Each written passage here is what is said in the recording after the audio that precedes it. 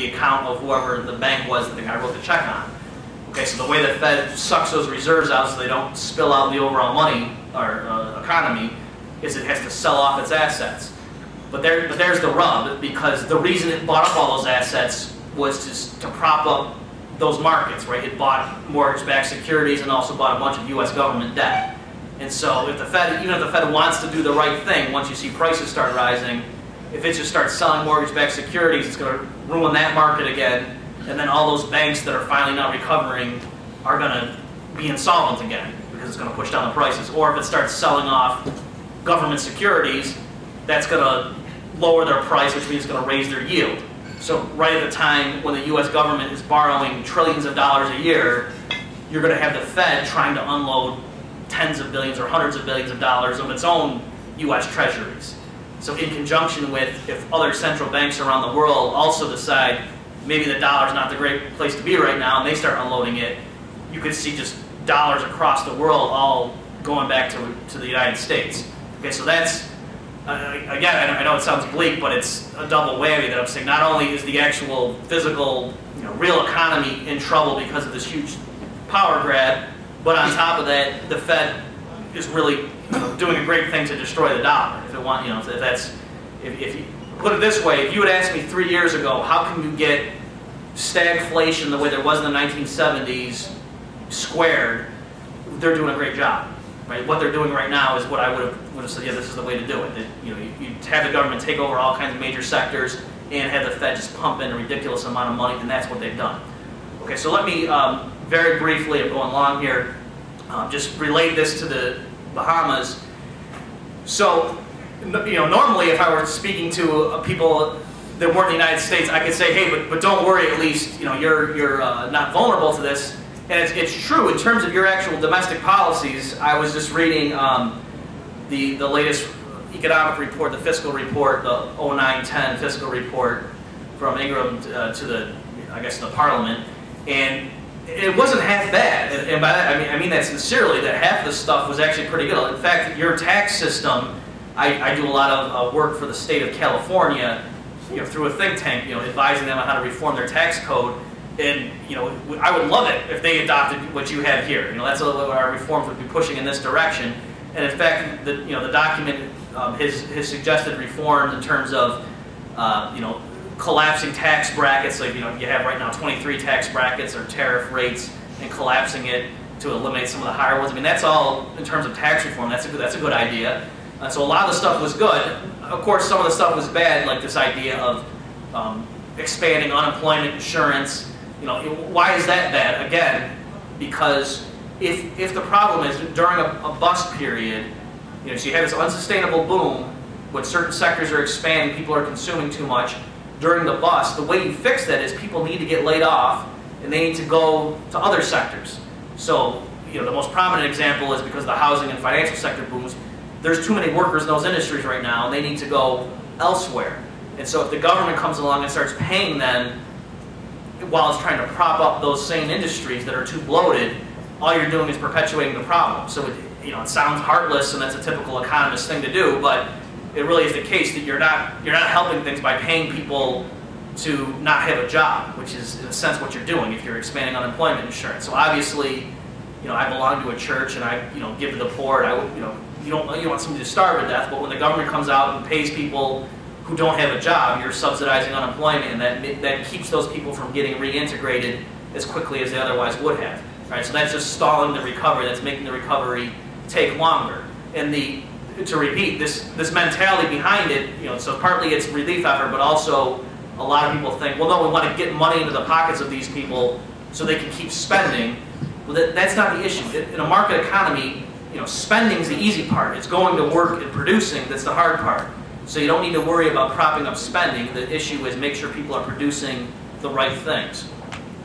Okay, and then, but the other, so again, in terms of your domestic policies, I mean, your interest rates haven't been slashed significantly, since the Depression. Whereas again, the Federal Reserve brought interest rates down to 0%, doing the exact wrong thing. So in terms of your domestic policies, they're not great, but they're okay. But the problem, of course, is that your economy is so heavily dependent on the financial sector, which I think is just going to be awful for several years, and you're dependent so much on tourism, a lot of which comes from the United States. So if I'm telling you the U.S. is a basket case right now, that's obviously not going to help you guys all that much. And then the last thing, of course, is that your dollar is right now pegged 1-to-1 to the U.S. dollar. So if it's true, the U.S. dollar eventually inflates, because just to finish that train of thought, what I'm worried is going to happen is that money is eventually going to start trickling out into the economy. U.S. prices are going to start rising at double-digit rates, and the Fed is not going to have the political backbone to do what it needs to do because it will cause so much pain elsewhere, or because it will push up interest rates. Right? So the way the U.S. got out of the double-digit inflation rates of the late 1970s is they pushed up interest rates to above 20%. And it was really awful, and it caused a very severe recession in the early 80s, but that broke the back of inflation. And I don't think they're going to do that this time around. And in fact, the trade-off's worse. In other words, in order to get things under control this time around, interest rates are going to have to go up even higher than that. And I don't think they're going to do that right now. I don't think the political climate is in that mood for that.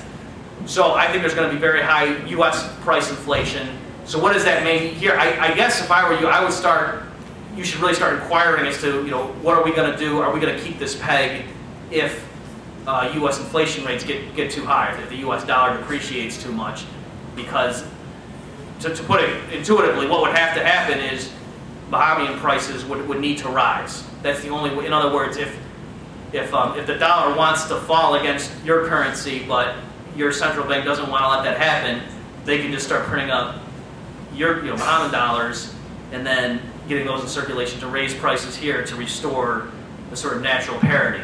So obviously you don't want that to happen, and so I think the easiest thing to do would be just to de-link, and I'm hoping that your central bank would do that if U.S. prices started rising significantly, that they would realize, okay, the whole point of tying yourself to the dollar is because the dollar is prestigious and it has this sort of reputation as being stable.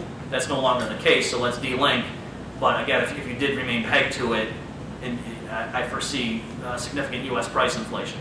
Okay, so why don't I stop there? And I'm sorry for the pessimism, but at least hey, you're in the Bahamas. So.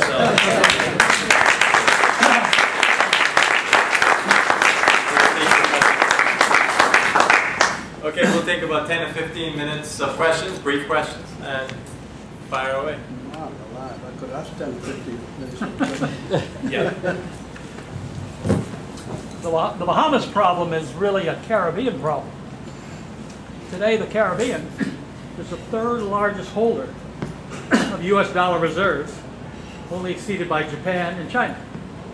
It's larger than another bloc called OPEC, much larger than, of course, Germany or Britain. It's about, what, about 310 billion approximately? I think so, yeah. That's within that range. Given your outlook, which you've just given us for the almighty dollar as a reserve currency, there may not be really many options open to the Bahamas specifically, but to the Caribbean bloc called CARICOM that holds that massive amounts of dollars, the third largest holders in the world. Would you want to comment on that a little bit? Yeah, so just to repeat the question, he was asking the Caribbean, they hold a large block of dollars, second only to some of the Asian countries, and possibly OPEC.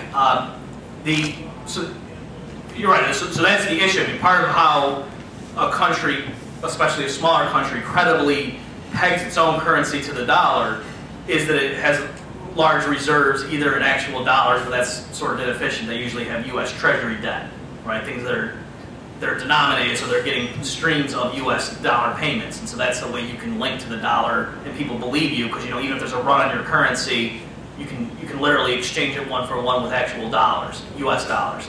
So the problem in delinking, of course, is that what happens to all those, and that's the problem of central banks around the world that are sitting, China in particular, is sitting on hundreds of billions, many hundreds of billions of dollars in treasury debt, and they clearly do not like the position they're in, but it's a difficult situation because if they dumped their holdings, or even if they say the wrong thing at a press conference and cause a run on the dollar, they'll lose all the money that they have stored up. So it's a very tense situation.